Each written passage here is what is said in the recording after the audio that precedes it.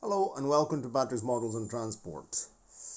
Right, I'm still working on the lines. So in this case here you can see I've finished at least the first coat of yellow paint on the disabled parking places.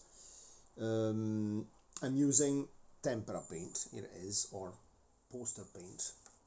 There we go.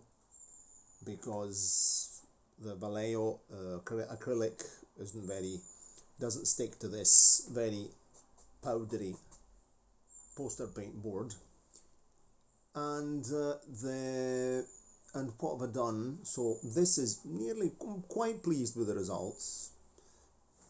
When I give it a second coat using a very fine brush, I painted the diagonal stripes, I painted them by hand with a very thin brush, and I'll actually correct them a bit, because of course now here you can see a slight difference in shade between the Vallejo paint.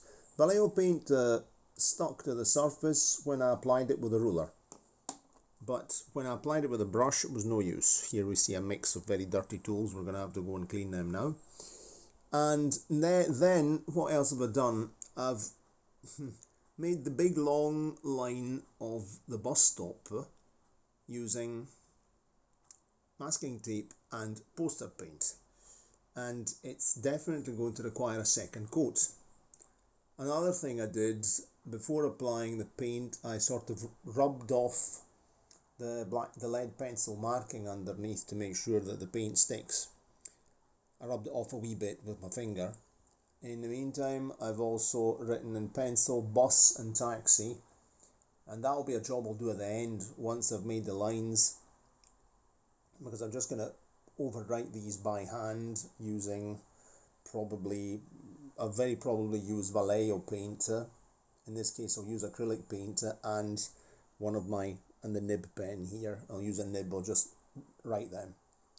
And I haven't done the taxi yet because this line over here, it's still wet, and I made that with the ruler stamp technique.